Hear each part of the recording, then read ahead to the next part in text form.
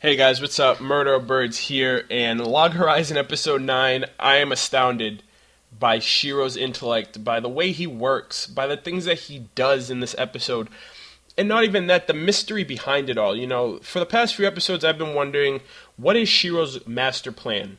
Okay, we understand he's converging all of these really top high-level guilds across combat, across traders, across, small, really small independent guilds. We see that he has this goal of reaching 5 million gold, cap for money for this overall master plan. It's like, what is your plan, Shiro? We understand that he's really analytical, he's really skillful, he knows what the hell he's doing. And in this episode, it's finesse. It's just perfect. It's brilliant. The way that he just takes initiative and makes things bend to his whim. And I'm speechless in this episode. This episode was literally, it's one of my favorites so far. It's episode 9, but it's one of my favorites so far. Again, it builds up, another level of hype for this anime for me. Alright? So, right off the bat, Shiro's converging all of these guilds. He wants to clean up the act of Akihabara, all of the negative influence within the city, and overall he wants to make laws in this lawless world.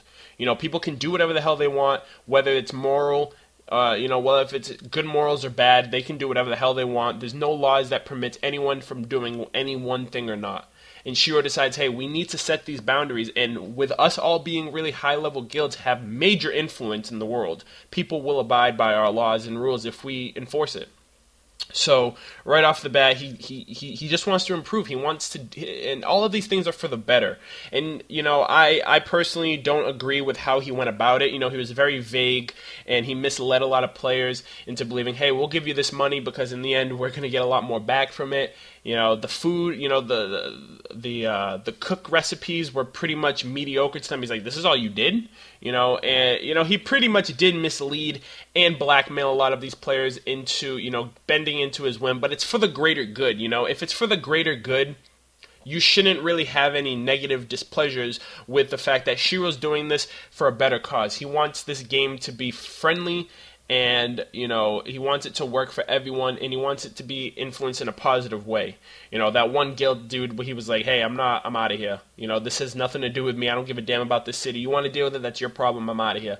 And it's like, if you're not a part of the if you're not a part of the solution, you're part of the problem. If you're an enabler, you're letting these things happen. When you have influence to change that, you should use that for a positive outcome.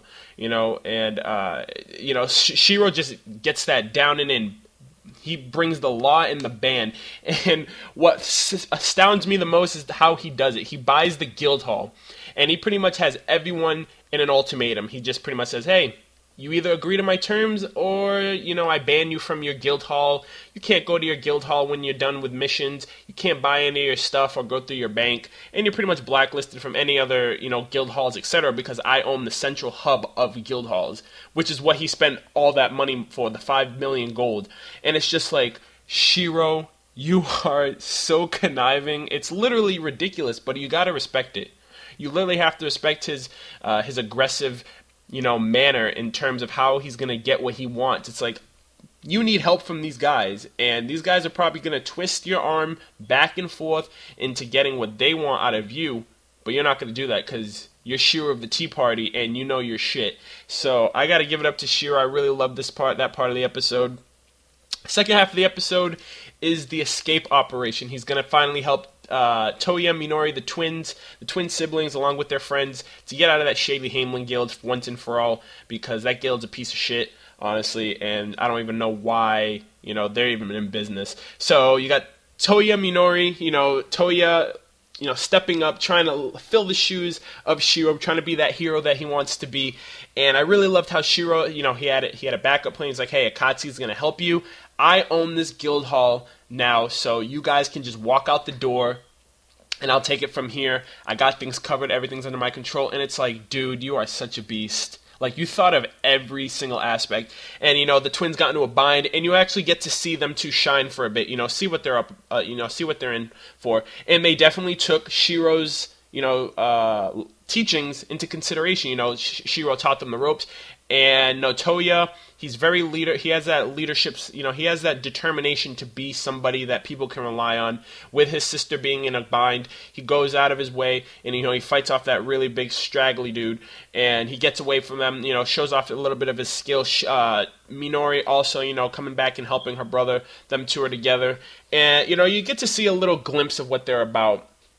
And I just love the fact, they're finally free. Shiro comes out, comes through for them, blacklists everyone from the Hamelin Guild out of that guild hall, so they will not be causing any trouble, at least within the guild hall. Maybe they'll get some revenge or whatever outside, but whatever.